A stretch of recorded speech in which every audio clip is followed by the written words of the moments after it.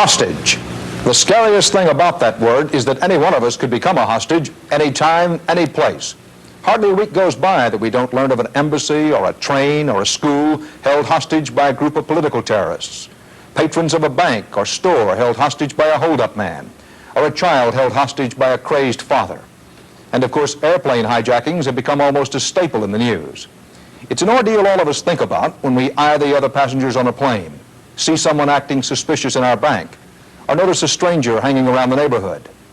When a hostage is freed, safe and sound, it is a triumph of patience and reason. The leading exponent of the patient and reasonable approach is a remarkable New York cop. He's Detective Captain Frank Bolz, 22 years with the New York City Police Department. He still polishes his skills with a gun, but it's the smallest part of his arsenal. His weapons, patience and reason. For the last 5 years, Bolz has been head of the pioneering New York City hostage negotiating team. He's taken part in negotiations that have freed more than 300 hostages, all without bloodshed once he started talking. He's talked down bank robbers, enraged lovers, and psychopaths pressing demands for political or religious causes. As head of New York's 80-member team, he is loaded with his own paperwork, but he's constantly researching hostage cases from everywhere. When armed Hanafi Muslims paralyzed Washington last spring, it was Bolz who was consulted as the hostage expert. He also takes to the road preaching his new gospel. In Baton Rouge, Louisiana, he lectured before 350 peace officers at a national conference. He emphasized the advantages of negotiating over more traditional police tactics. In hostage situations, you have 4 courses of action, right? The first course of action you have is you can assault. What's your second course of action? Sharpshooters. In one instance, the perpetrator gave an empty rifle to a hostage, thrust him to the window, and said, "Look out the window and tell me where the cops are." This guy was standing by the window with a rifle in his hand. The sharpshooter across the street saw him standing there with the rifle, figured that was the perpetrator, pow, blew away the hostage. Right? What's your third course of action?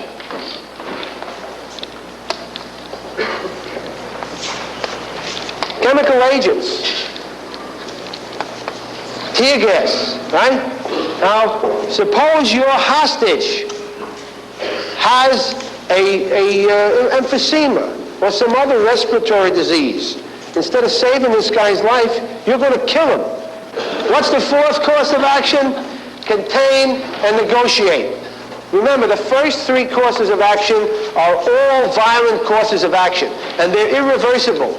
Once you start on these, you can't say, "Fins, I want to stop, I want to talk now." You're all committed to that violent course of action. But if you start here, and if the negotiation doesn't work, you can always escalate up, and you're doing so with the added value of time. If you got a call right now, and you had to go, what would be going through your head from the moment you got the call? Mainly, you'd psych yourself down, because you slow down the situation. Your adrenaline would start to pump. When you start to go through city traffic with a light and a siren, you're naturally building up your anxiety, and you try to get that down to a manageable proportion. When he gets to the scene, restraint is the rule. Don't force yourself on. Don't go in unless you're invited. Don't even go face to face until you have set the stage. It takes time. It takes maybe half an hour of actually conversation with the person, and then finally getting permission to make that approach face to face. When Bolz is in that close, he's relying on his skill with words. There's no sense of a negotiator drawing a gun, because the emergency servicemen have the long weapons, have the crosshairs of a sniper rifle, and have a better shot. If you think you can outdraw a man who has a gun, I think you're being foolish. Words, the choice of words are very, very extremely important when you're doing a negotiating job. Certain words you never use. Such as? Negative words. Death you wouldn't use. You don't use no. You don't use shoot. Get rid of. Kill. Anything negative you don't use. For example, you might have a person say to you, "Well, these females are an awful pain in the neck to me." So I think I'll get rid of them. Now, you may, in your mind, think he's talking about letting them go, but he may have something else in mind. So if you were to say to him, "Yes, I think you're right, get rid of them," he may just blow them away. He may just shoot them. So you would use a different phrase. Do you mean you want to let them leave? well, that's a good idea, and you agree with him on a situation like that. Stay away from negative phrases.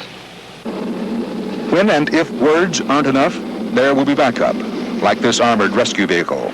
It was an Army personnel carrier, since modified by the Emergency Service Unit and equipped now only to save, not to take lives. Generally on standby, it goes into action in the event there are wounded to be rescued under fire. Bolz was showing the vehicle to Ron Zuniga, a visitor from the Tucson, Arizona police force. He's one of many. Representatives of 1,500 police departments have been taught by Bolz. He went on to show what the well-equipped hostage negotiator will be carrying this year. Basically, we carry a whole lot of odds and ends. But one of the biggest things, the most important things that we carry is this keeps Periscope. It gives you the opportunity to look over the top, and you don't have to stick your head out. It's one of the important things. Now, that helps you see, which starts you to build up your intelligence. Of course, the bullet-resistant garment. One of the problems, though, one of the things you have to watch out for is that you don't get the Superman complex. Just because you're protected here, you're able to think that you can just go anywhere you want to go and do anything you want to do. You ever feel like saying to yourself, I can do anything? No, but sometimes you start to get a little rambunctious, stick your head out a little too far, perhaps. And that's why when we get near the end of something, if there's somebody else negotiating, I'll talk to that person and start to build into them the respect that they should have for that person that they're dealing with. What's been the toughest situation for you? Not necessarily the toughest case, but the toughest few moments in any case. Well, we had a job in the Bronx. This was about 4 o'clock in the morning in a dingy, dirty tenement in the Bronx with 2 emergency servicemen crouched down with shotguns drawn, and shotguns pointing rather, and the negotiator standing by the side of the door, and all of a sudden we heard some feet coming down the hall, running fast.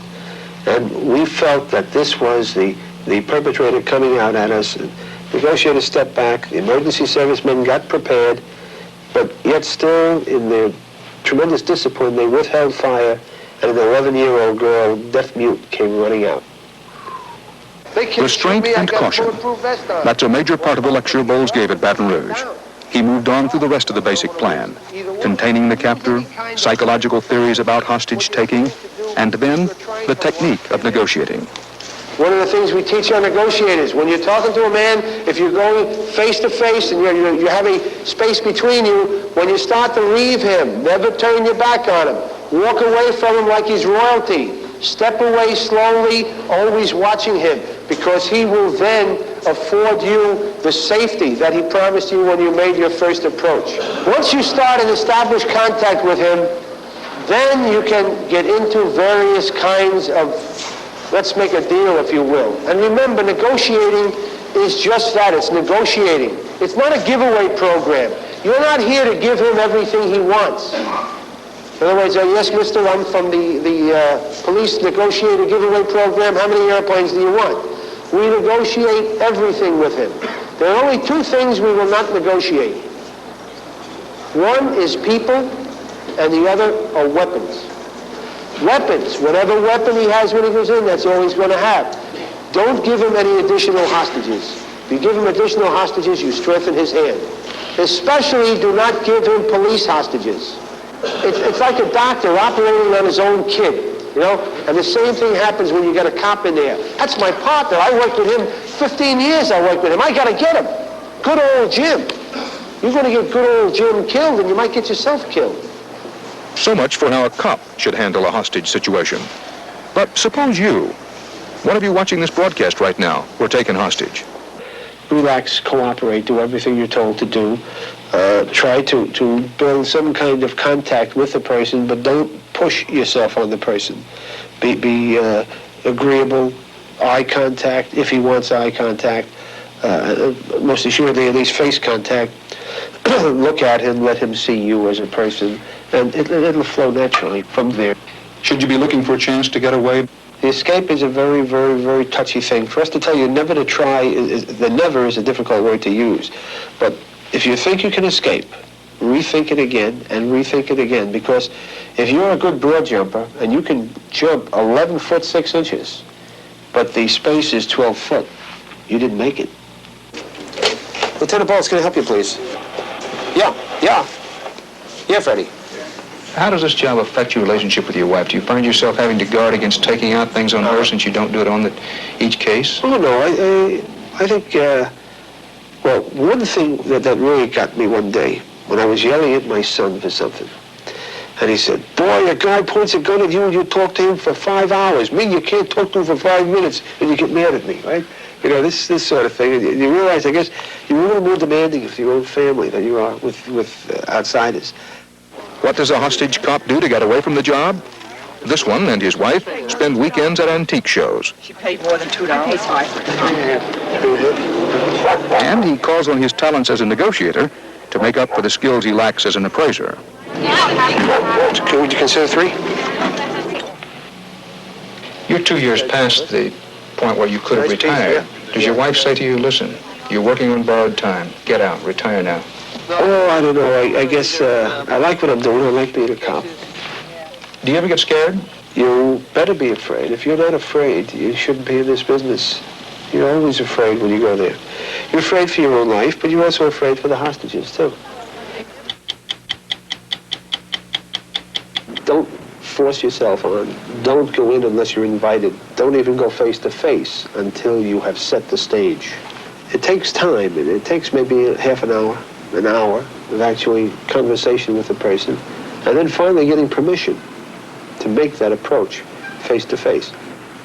There's no sense of a negotiator drawing a gun because the emergency servicemen have the long weapons, have the crosshairs of a sniper rifle, and have a better shot. If you think you can outdraw a man who has a gun, I think you're being foolish. There are only 2 things we will not negotiate. One is people, and the other are weapons.